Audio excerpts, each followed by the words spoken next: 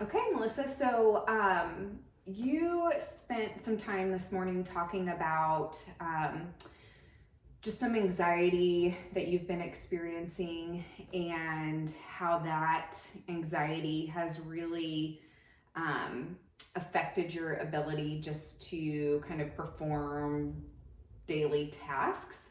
And so, what I'd really like to do, if it's okay with you, is to do an activity um, that I think could be really helpful. And this activity lives kind of in the space of what we call cognitive behavioral therapy.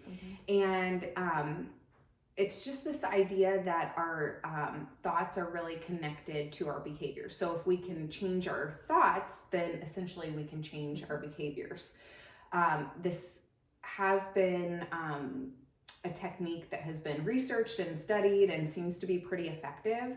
So it's something, again, that I'd like to try with you. If you do find that it works, what's really nice about this activity is it's something that you can go home and practice kind of on your own. There's actually sheets and forms and resources that can help guide you through the process. And so I'll pause there. And yeah, does that sound like something you want to try? Yeah, I do think that a lot of it is my way of thinking. Okay. That's hurting me. Okay.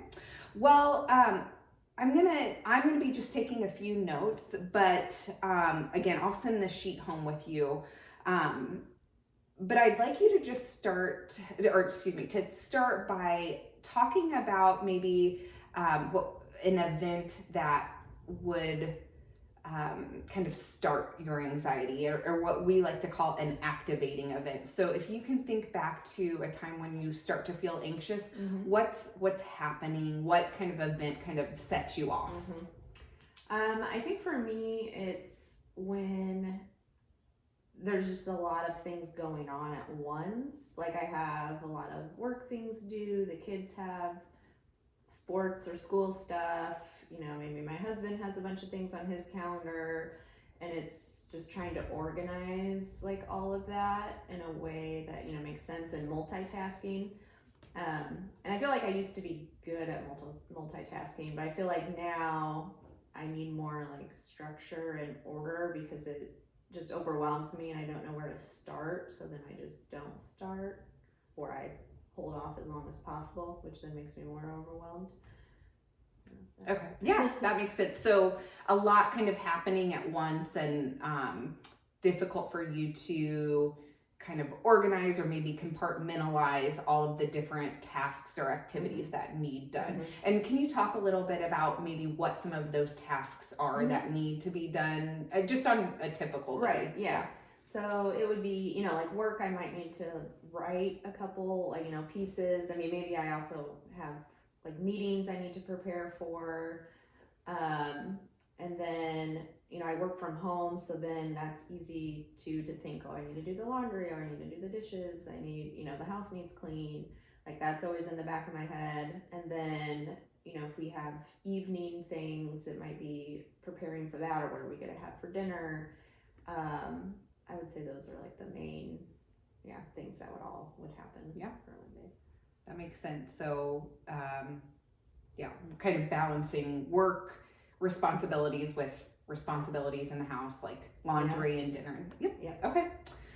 All right. So, next I'm going to ask you to think about some unhealthy negative emotions that accompany kind of that experience. And I'll give you a few examples. Unhealthy negative emotions can include things like you mentioned, anxiety, shame or embarrassment, rage, hurt, guilt.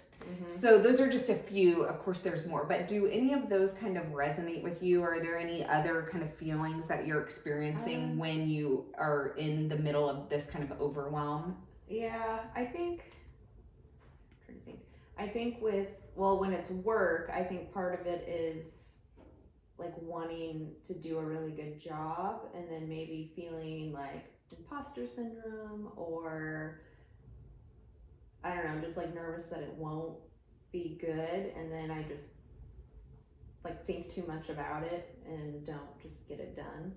I don't know. Can I interrupt Uh-huh. quickly? When you say that, sorry, did you say that it won't be good, or what did you say? I'm Yeah, like impossible. Like they're expecting. Like I'm worried I'm not going to live up to the expectations of what I need to like okay.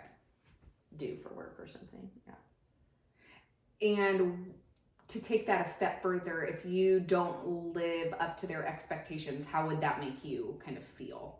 Yeah, then I would feel like less than or a failure Okay. or not good enough. Yeah, like I think I'm extra hard on myself because I've never had anyone like be say that what I do, my work is not good enough. Yeah. But I think it's something I put on myself. And when you kind of experience those feelings, are there any types of behaviors that are kind of, self-defeating behaviors that accompany those feelings? I know you mentioned earlier that you kind of just shut down. Yeah, that's what I feel like. I feel like I shut down and then I'll just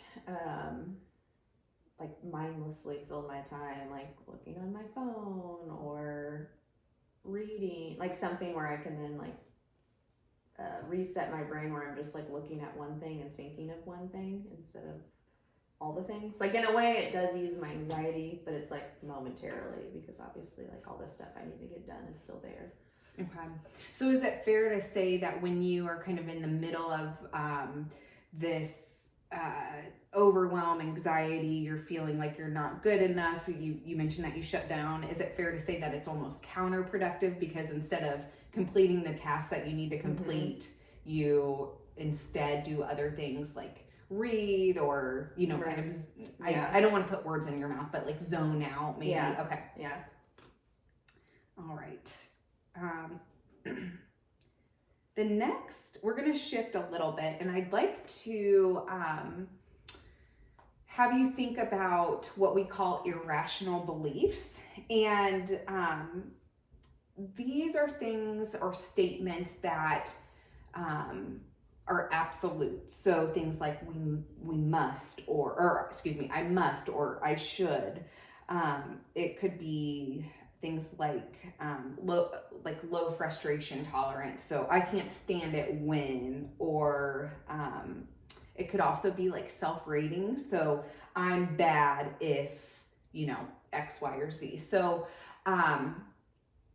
take your time, but I'd like you to think about maybe some irrational beliefs that you find yourself thinking about when you're kind of in the middle of this.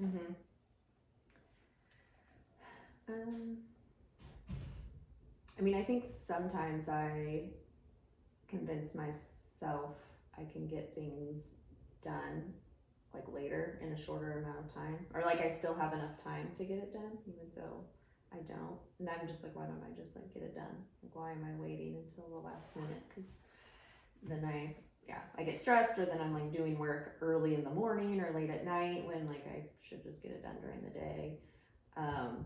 So I think one thing is I always tell myself that there's like more time or like a better time that I can finish it than just like doing it in the present. Trying to think what else.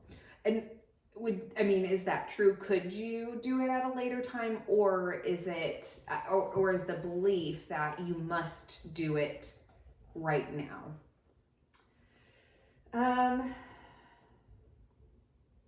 I mean, I guess it could go either way. I feel like, I have my workload, but then other things could come up that I need to do too. And so then if I like keep putting everything off until right before it's due, then at that time there might be a bunch of other things I have to do too. And then I'm just like really like loading up like everything on at once, like making my workload heavier. So I think it's just more like needing better time management of like getting things done in a systematic way. Okay.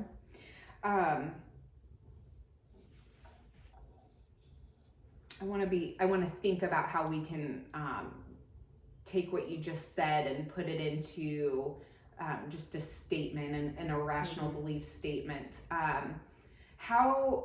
I would say it's some other thought. I think I will do, oh, well, I'll just do this and then I can do the hard thing.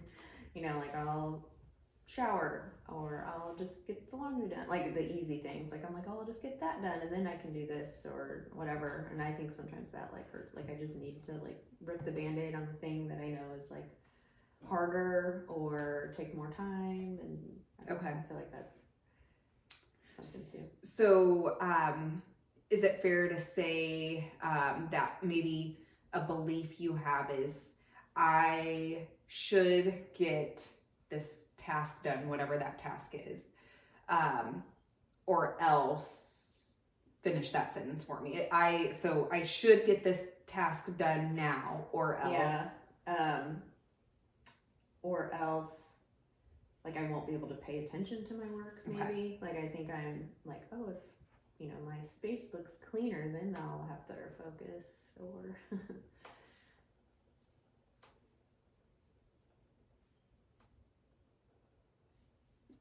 and I do think I'm just like easily distracted. Like if I see a text go through, or I have like 20 tabs open on my computer, or I'll like think of something like, oh, I need to make this appointment, or oh, I need to check on this, I can't forget, oh, I need to buy this birthday gift, and then I'll just like bounce around from like, I'll do like part of all my tasks instead of just like completing them one by one. Okay.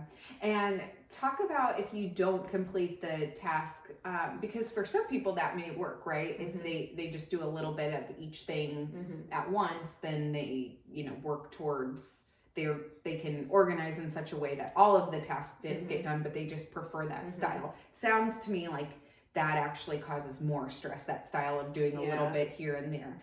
And so, for you, is it fair to say that once you kind of have a and also to be clear, I the way that I'm kind of thinking about this is a work task, but this can be applied across, to tasks that you have in your home. But again, would it be fair to say that your preference is just to complete a task kind of at once instead of doing it in little pieces? Okay. All right. So I'm going to shift and ask you to think about what we call disputing beliefs, and this belief that you should get this task done now, or else later on you're going to be distracted and not finish it. I just have a few questions that I'm going to walk through with you. Where is holding this belief getting you? And is it helpful or is it kind of self-defeating?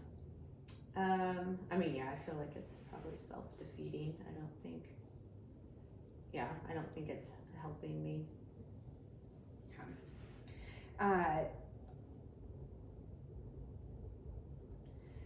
And this idea that if you just do a little bit of your task at once, and you don't complete it all in maybe one sitting, or you'll get distracted and do something else. What I'm getting at is I'm curious if there's any evidence to kind of support that belief. Has there been a time that maybe you have had a task and for work, let's say, give me an example so we can have a concrete, tangible example. Like writing a blog. Okay, writing a blog. So you need to write a blog, and you're able to get out a couple paragraphs, but you need to write maybe 5 paragraphs. Has there been a time where you just wrote those initial 2 paragraphs and you weren't able to complete the task on time? No, I always get it on time. Okay. So that would be an example of how that belief isn't necessarily supported by evidence. So does that make sense? Yeah. Okay. So can you think of other examples or other think of evidence that either supports or doesn't support that belief?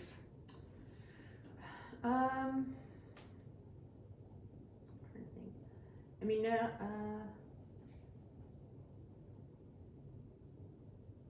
no, I think it's just when I wait until last minute, like I just feel more anxious and stressed, like with the deadline looming and like right there.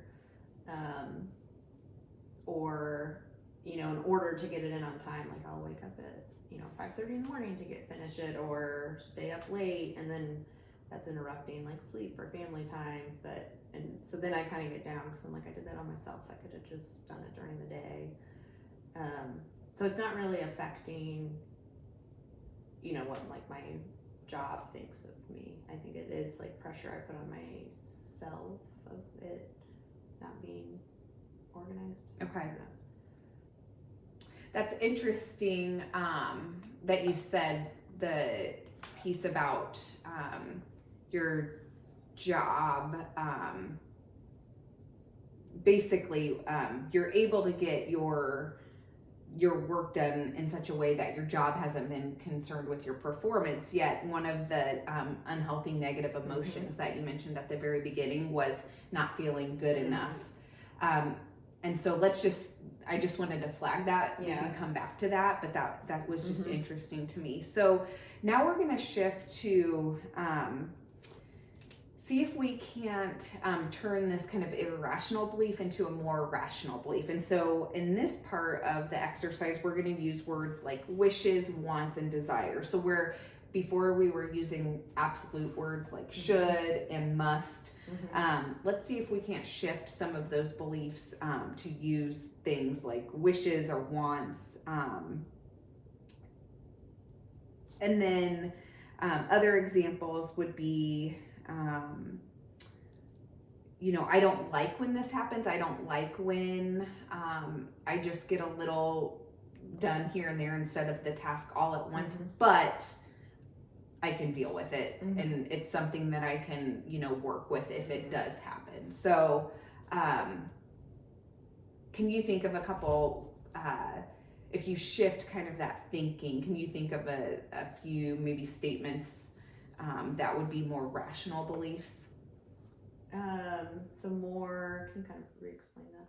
Yeah, so for example, your irrational belief is, I should get this task done. I should write this blog now, or else I'm going to get distracted later and it's not going to get done. And we've already talked about how that's actually not true. You're still, at least based on what you're saying, you're still able to get your task done.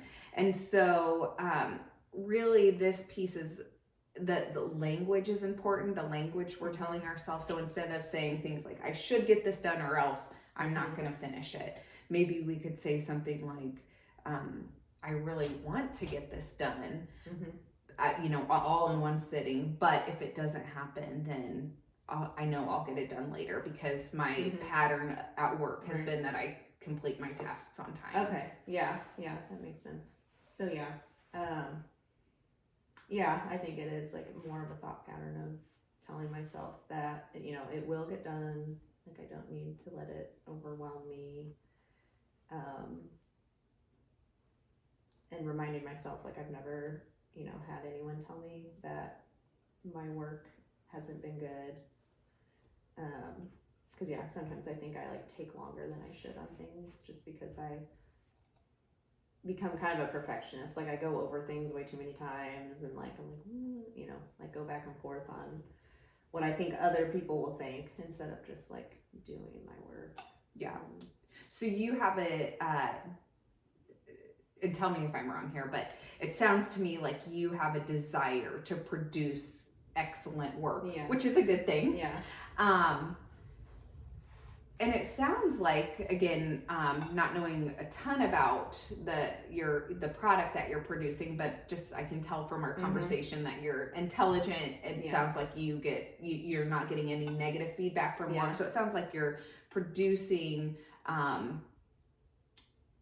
excellent work for your boss. And so I wonder if we could kind of shift that thinking to say, your desire is to produce excellent work. Your desire is to get it done all in one sitting.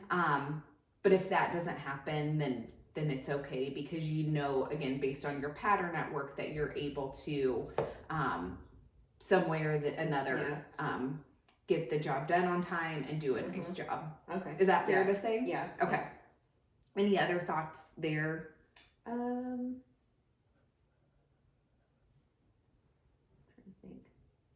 I know. And is that helpful, or? Yeah, okay. yeah, I think it is. I think I'm like just harder on myself than I probably should be in it, and I get wrapped up. I'm very like detail research oriented, so like I get very wrapped up in like just going out, like questioning the things that I do. Like, is this actually the best? Is there something else I could be doing that's out there, or like comparing? I don't know. Yeah, that makes a lot of sense. So as you're saying that, I'm wondering if you were able to kind of adopt this new thought pattern, kind of reframe your original thinking. There still may be negative emotions, but there can be healthy negative emotions. So we talked about some unhealthy negative emotions like anxiety, depression, and rage.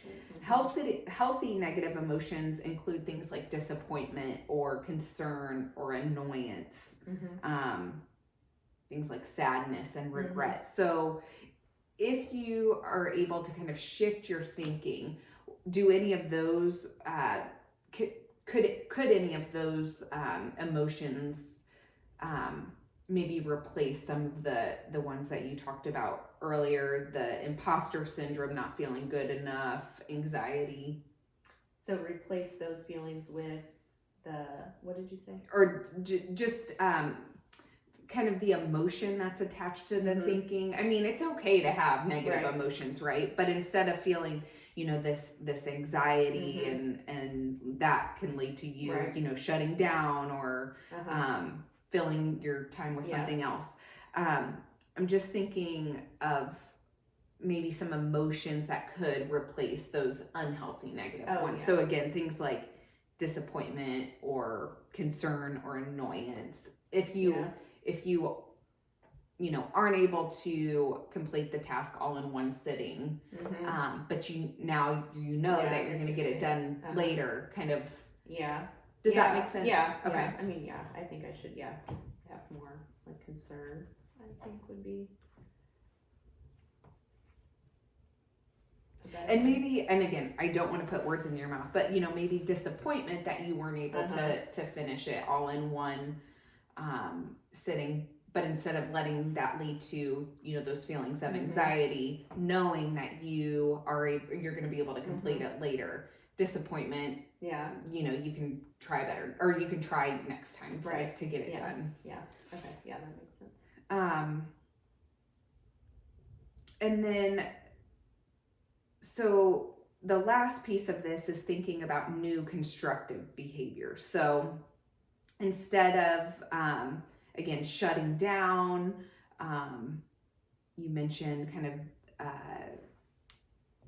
doing other activities like reading. If you kind of find yourself in this pattern, but then you're able to reframe your thinking to know that, you know, I can just do a little bit later and finish the task. What are some behaviors that you think you can engage in to really, or kind of new behaviors instead of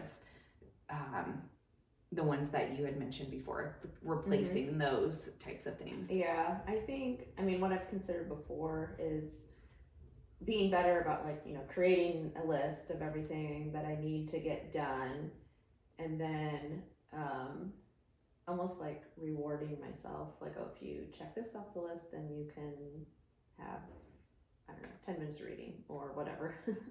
Like kind of building in, because I do think if I do like too much, even if I'm like, you know, doing it one by one, like that, with my anxiety, I think that like is a lot of brain work. And so I think I do need like built-in like brain breaks maybe. I love that. That's a great idea. But just being better about that instead of always giving myself a brain break. Or just letting my mind wander. Like I'm just not good at like focusing, I guess. Yeah. I love that you mentioned that kind of create a list. One thing that comes to mind for me is time blocking and kind of upfront. That takes a lot of, or it can seem overwhelming, but kind of having a plan with your time and really building in those brain breaks. So if you're writing a blog, in 5 minutes, you're going to stick to writing for 5 more minutes and then you get a brain break. And so that could be a behavior that you could replace with, kind of shutting down completely. Yeah. So, good. Any other kind of thoughts or? Because I think, when you're like in the zone working, like that's always good. And then that's when I feel like I'm most productive. But then I just feel like if anything, like I said, like a text, or if I just get easily distracted, like the dog wants outside. And then I feel like it like completely throws me off and then takes me a while till I get back in the zone, or again I'll get distracted and be like, oh wait, I should do this real fast. Okay. So I think part of it is just, I don't know, maybe holding myself more accountable or something. Yeah. Well, and becoming distracted, this idea of that you're easily distracted is something that we could explore at our next session. Does that sound like, and we can kind of work through that. Does that sound okay? Okay. Alrighty. Well, I'm going to send you with this sheet, and again, I'm just curious, did you find kind of walking through your thought process in that way helpful? Yeah, for sure. Yeah, because I you just have your thoughts, but you don't really think, like, why am I having these thoughts? Yeah. Or how I'm in control of my thoughts, so I could change my thoughts. Yeah. I know. It's which is one reason why I think activities like these, and this isn't the only kind of thought changing activity. So if you find that this is not actually helpful, we can try some other things too. So I will send you home with this, and we'll work on distraction next time. Okay. Thank you. Okay. See, that was like 27 minutes. Yeah. I'll be really, that does go fast. I know, I'll be really fast. I just have to ask like some really kind of general questions. Did you feel comfortable? Okay. Any observations like in terms of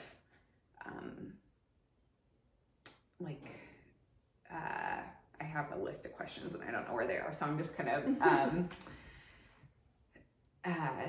trying to think back, because I asked them at the end of each role play. What about, is there anything that I could have done to make you feel more comfortable, or anything that I did that was distracting, and like eye contact, or I know I use my hands a lot to talk. I don't know if that's that doesn't distract anything that you noticed that. No, I don't think so, because I felt like you were really good at keeping the conversation like flowing and always having like ideas and next steps. Like I didn't feel like anything felt awkward or forced. What's interesting that you say that I like keeping the conversation going. So one like skill is silence. Like, I really need to work on that, because like if nobody's talking, I'm like, I'm gonna fill the space with my words. So, but then I'm not a talker, so to me, I like it when other people fill in this space, and then that gets me talking more. So I guess it could go either way. I don't know. Some clients need just need extra time to like process and think. So if I'm constantly talking, then and so it's a skill that you develop over time. But anyway, okay, cool. Well, thank you. Yeah, all right, I'm gonna stop the recording here.